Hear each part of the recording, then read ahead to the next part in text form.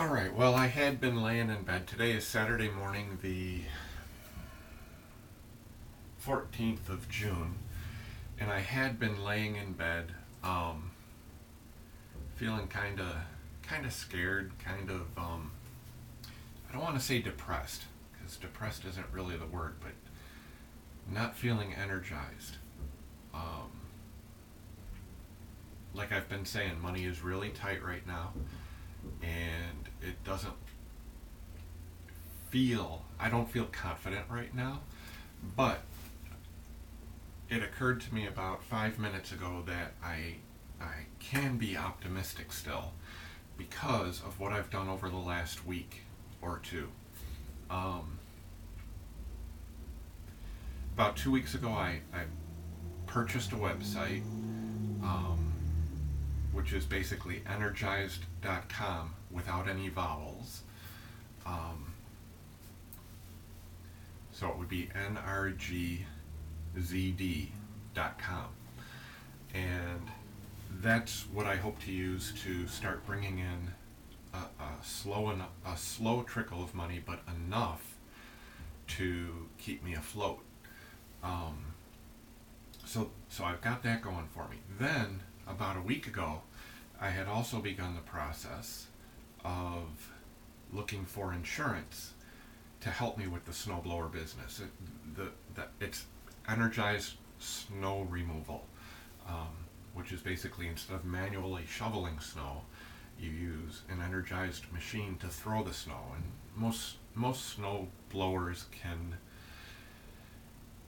transport at least half a ton per minute of snow. So um, that's where the concept of energized snow removal comes from. Um, so I purchased the website, or I bought the ability to use the website roughly 2 weeks ago. Then a week ago, I started looking for insurance for it, for the business. Um, I should mention that about 20 years ago, I had gotten certified by ASE, um, Automotive Society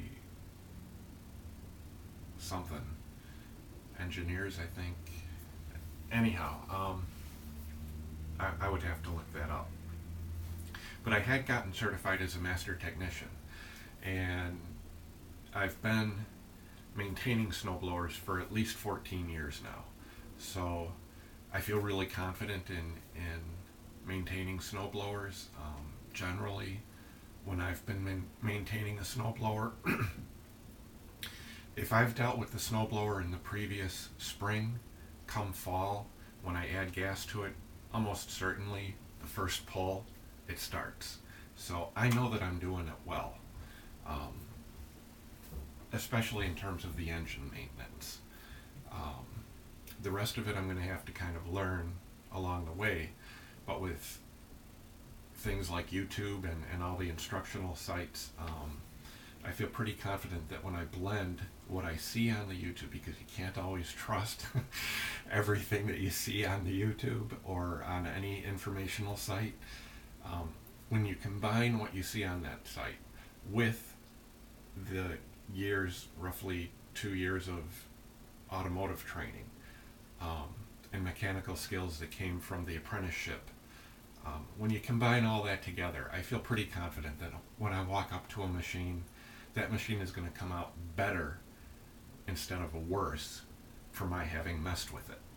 Um, Whereas I think if somebody was to just use a video in the hopes of maintaining a snowblower, chances are that machine's going to end up in some ways worse than it was when the process started.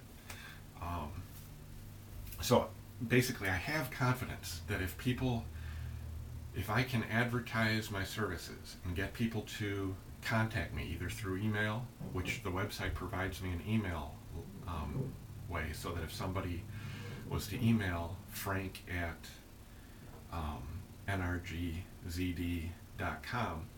that email gets forwarded to my personal email account where I can read it, but nobody has to remember my oddly named personal email account, all they need is frank@nrgzd.com. Um, so I have that going for me.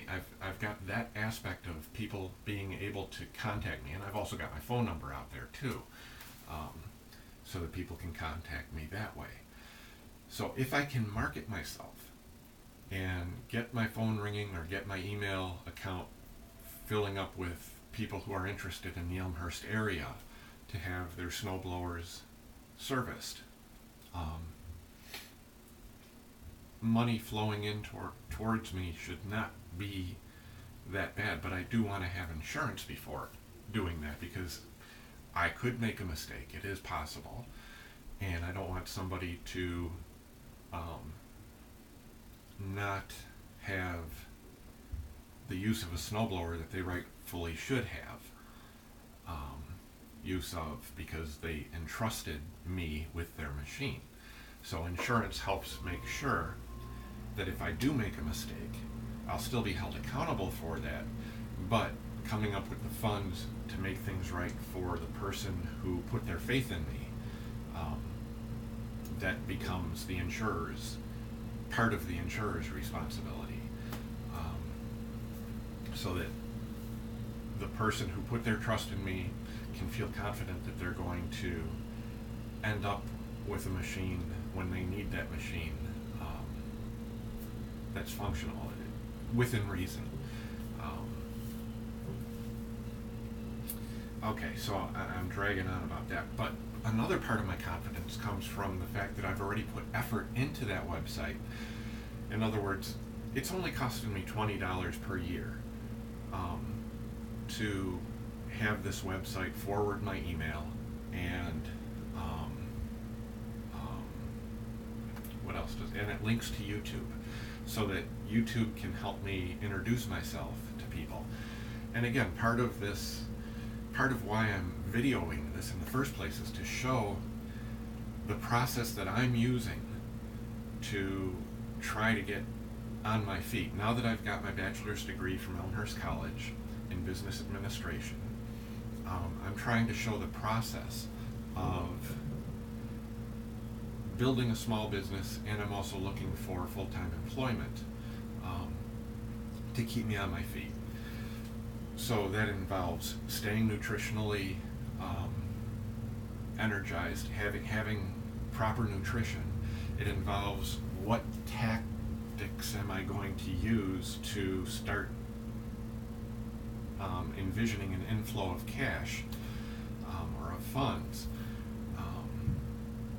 And so this morning, for about an hour, I laid in bed kind of stunned, like, I don't think this is going to happen. I'm scared here, and I don't want to stay in that mood. I know one of the things, there's two things you can count on being worthwhile. One, eating healthy meals,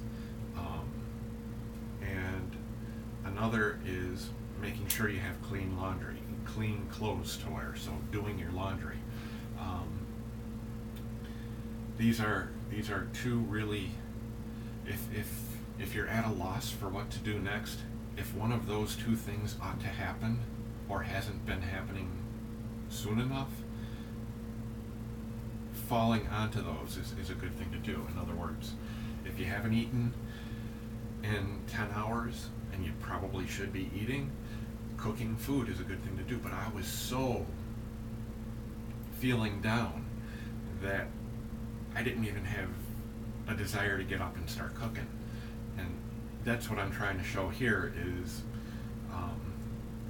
try to find a way to avoid that kind of a situation. So really soon I'm going to start cooking again. But I want to say what it is that occurred to me, now it's about 10 minutes ago, that made me say, there is light at the end of this tunnel. There's the potential for light at the end of this tunnel. Because when the insurers, in other words, I've put applications out to insurance providers, and when they go to my website of www.nrgzd.com, they're going to see a really, really basic website And what drove this home for me, how basic that website is yesterday I went and I talked to a lender. And when the lender looked at my website, I was able to watch and gauge the expression on his face. And you could tell when he looked at that, he's like, ooh, this is really basic. And, he didn't say that, but his face said it loud and clear. And so what I did is I added a sentence, or maybe it's a sentence or two, to the bottom, which explains why the website is so basic. And I think that explanation comes across well. I might be off, I might be wrong, but I think when people understand that it's only costing me $20 per year to have the email address and to have the connection to YouTube, which basically informs people of what it is that I do or why snowblowers are helpful.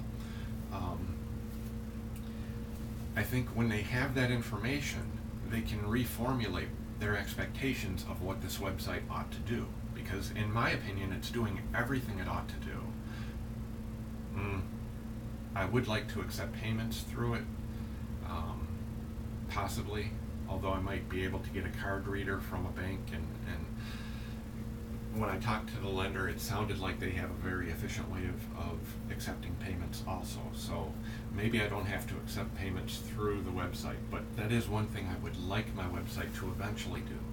For right now, I need to focus on the full-time employment venue simultaneous to trying to develop this small business, because come December, when the snow starts falling, I should have already collected pretty much everything I can collect from the snowblower business for 2014 and the whole winter season, because I don't want it would be backwards basically to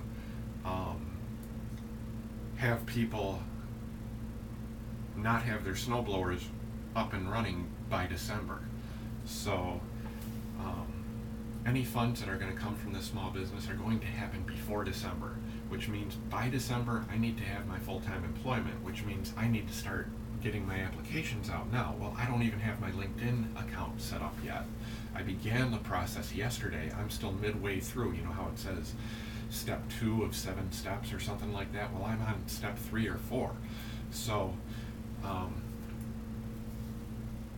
and the employers are going to be looking at that LinkedIn page or account that I set up.